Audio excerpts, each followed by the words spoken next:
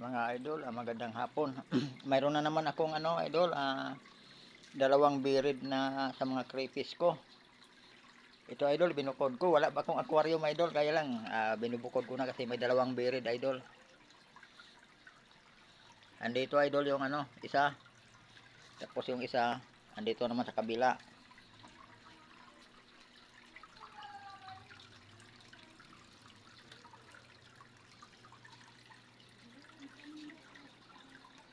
Andito naman yung isa idol, tinakpan ko lang yung tinakpan ko lang, andito lang nilagay ko yung air pump ko.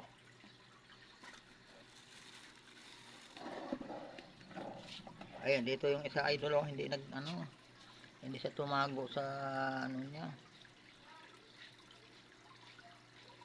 Ito yung idol, isa. Birid na rin yan idol, dalawa ito lang birid. Pero yung isa idol, hindi gaano marami ang itlog. Pero rin, hindi naman, ibig sabihin hindi punong-puno yung niya, tiyan. Hindi katulad doon sa isa, yung nakapamisa, talagang punong-puno yung niya sa itlog niya eh. Ito siya hindi gaano, pero nasa mga 80 o mas higit pa idol, yung itlog niya. Binukod ko na kasi pagka dito kasi hindi gaano nakasurvive yung mga krillings. Ito idol yung binalot ko na nga yung submersible pump ko kasi minsan pag may nakapagpagpag ng itlog dito sa loob, hindi ko napapansin, nahihigop sa nahihigop sa motor idol. Kaya ito sinusubukan ko kung mayroon bang natitira sa ito mga nakapagpagpag nung nakaraang linggo eh. Tingnan ko idol kung mayroong maliliit nga mga krillings. Parang wala. Walang maliit idol eh. Yung isa malaki na eh. Yan oh. Malaki na to. Yan oh.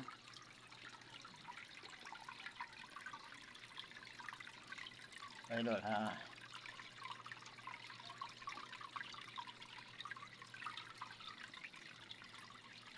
Wala talaga. Kung walang natitira idol kaya inaano ko na lang tagang ibukod yung ibukod yung mga birid na. Dito idol mga 3 days na to idol, itong mga na to. Tingnan natin, 3 days na tong mga krillings dito idol. Pero mayroon talaga oh. Yan idol oh.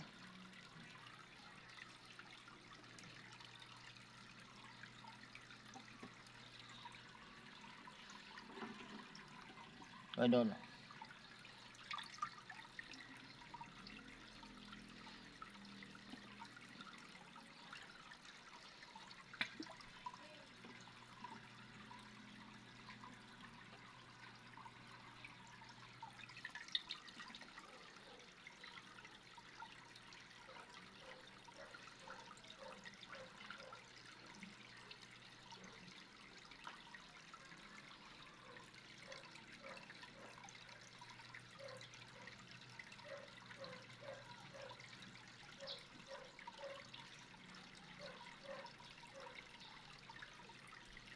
Maliliit pa idol, nakasiksik pa, hirap pala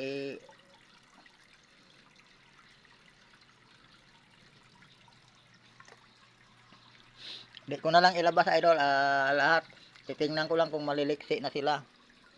Ito idol oh, maliliksi na eh kasi 3 days na sila eh.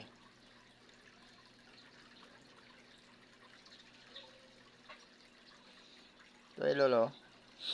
Pero yung malalaking muli, kayang-kaya pa kainin to sila pagka eh. Pero na idol, maliksi na, mabibilis na sila. Marami-rami ito idol, marami-rami ito sila dito, pero di pa halos makikita.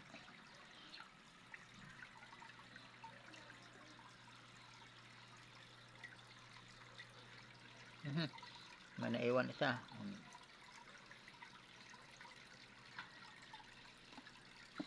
Kakatuwa rin idol, kaya itong binukod ko na dito yung dalawang birid. Palagay ko na lang, sana kung matuloy yan, kahit palagay mo na lang 50, no, pinakababa, pero hindi lang naman 50 yon. Marami din naman yung itlog. Palagay mo lang 50 sa dalawang breeder, di 100. Eh kung mabuo yan, unti-unti na silang dumarami, idol. Ito air pump lang nilalagay ko kasi nahihigop din pagka motor. Eh, hindi pa ako nakapag idol ng aquarium. Dapat mga ganitong aquarium sana eh. O kaya yung mga 10 gallons nga aquarium para sa mga birid. Hindi ko pa ito na-set up ng maayos, idol. Yung isang tapalpan ako, idol, yun, oh, binabad ko. Ibabad ko muna yan mga isang linggo. Palit-palitan ko ng tubig. Kasi pag lumaki-laki na itong mga kriling, so dito ko na ilagay, idol, sa sa yan, idol, 4x8 nga, 4 feet ang lapad. 8 ang haba, 8 feet ang haba, tapos 1 feet lang ang idol, ang lalim. 4x8 by 1 yung isi-set up ko na kasi may mga na eh. Aayusin ko na tong dati kasi pinabayaan ko lang yung mga birid. Eh akala ko okay lang pagka dito lang sila hanggang sa makapamisa. Hindi umubra kasi dalawa ang nahihigop sa motor tapos kinakain ng mga isda. Kinakain pala talaga ng mga isda, idol, na ko eh. Kaya binukod ko na sila eh. Ito mga isda to, idol, yung mga muli na yan, malupit pala yon sa yan, yung mga muli na yon, medyo malaki-laki na kasi. Kasing laki na ng dilis, idol, kayang-kaya na kainin yung mga bagong pisa nga kriling. Pero yung iba dito, idol, pang aquarium, yung sa aquarium ko yan. Kasi inaayos ko yung aquarium kasi sumingaw eh. Kaya yung mga isda sa aquarium, idol, nilagay ko dito. Ayan yung mga pula na yan. Yung may kulay blue, may kulay green pa rin yun dito, may dilaw. Ayan sa aquarium ko yan, nilagay ko lang dito. Kasi yung aquarium ko, pinagawa ko pa yung stand. Dito yung aquarium ko, nakatambay din Pinaya kasi tumulo kasi ito eh. Ito yung aquarium ko, idol, nilalagyan ko sa mga isda ko. Hindi ko na lang din nilagyan ng mga birid nga hipon na crayfish kasi iba tong aquarium na to. Hindi to pang crayfish, idol, pang sa loob ng bahay to. Nakakatuwa din, idol, kaya ayusin ko na to mga kasi unti-unti nang dumarami yung mga mga crayfish. At saka yung mga breeder ko, idol, mga lumalaki-laki na rin sila kaya dumarami na rin yung itlog nila. Hindi katulad noong unang itlog, kakaunti pa lang kasi maliliit pa yung mga breeder noon. Maaga silang maaga silang naglandi kaya pagka maliit din kasi yung medyo maliit pa yung breeder, hindi rin karamihan yung itlog. Dito lang ngayong malaki na, marami na, idol. Kung di man abot ng 100, kulang-kulang 100 talaga yung Pag nag-estimate kasi ako, idol, pailalim, hindi yung parami. Halimbawa, ang itlog ay sa tingin ko, di pa naman ako magaling sa estimate pagdating dito, idol. Basta pinakaano ko lang 50. Pero hindi lang naman 50, idol, kasi madami. Liliit lang ng itlog. Basta ang pinakaano ko lang, sa mga mababang estimate lang ako, mababang number lang yung ini-expect ko. Pero hindi, doon, hindi lang ganun kadami yon kung tutusin. Kasi itong mga kriling ko dito, marami ito. Siguro, 80 o mas higit pa. Sayang ay yung dalawang breeder nga kinain lang ng mga isda yung pala noon, mga kriling. Wala talagang natira noon eh. Yung mga natitira ngayon dito, yung sa isang lang yung pinagpag ko eh. Kung hindi ko yung pinagpag, wala rin. Kakainin lang din ng isda yun, hindi ko malalaman. Mabuti na lang, pinagpag ko, doon ko nakikitang nagkakagulo yung mga muli. Habol-habol talaga nila yung mga maliliit na krillings, yung kapapagpag lang, medyo hindi pa gaano mabilis. Eh ngayon, mabibilis na sila, maliliksi na kasi, 3 days na sila eh. 3 days na ito, medyo mabibilis na pagka inangat ko nga yung mga hides. Makikiliti na yung palad mo, maramdaman mo talagang gumagalaw na sa sila, maiilap na.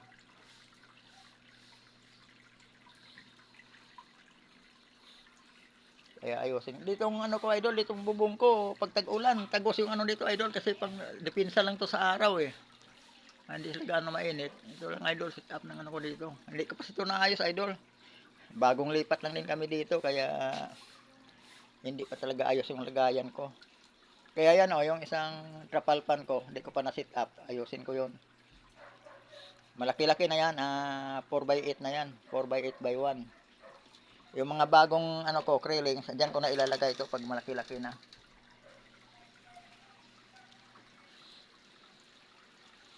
Ito may nasama pa ring maliliit na isda idol nung sinalo ko yung tubig, nilalagay ko dito. Kailang maliliit pa rin naman yung isda niya, hindi pa yan makakakain ano. Kasing laki pa lang ng ano eh, mas maliit pa sa walis tingting eh. Siguro mga isang buwan, di pa nila kayang kumain ng mga ano, baby krilling.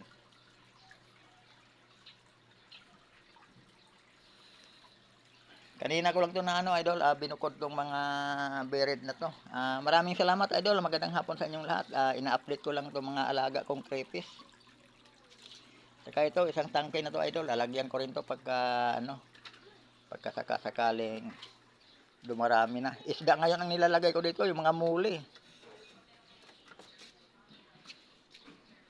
Ay, idol, mga muli din ang lagay dito, ang laman dito sa ano na to.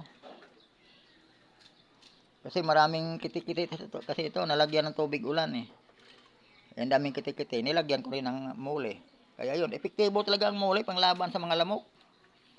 Ubos talaga yung mga kitikiti. Kaya yung lamok hindi talaga ubra pag may mga muli. Ang problema nga lang sa muli, pati yung mga bagong pagpag ng mga krillings, kinakain talaga nila.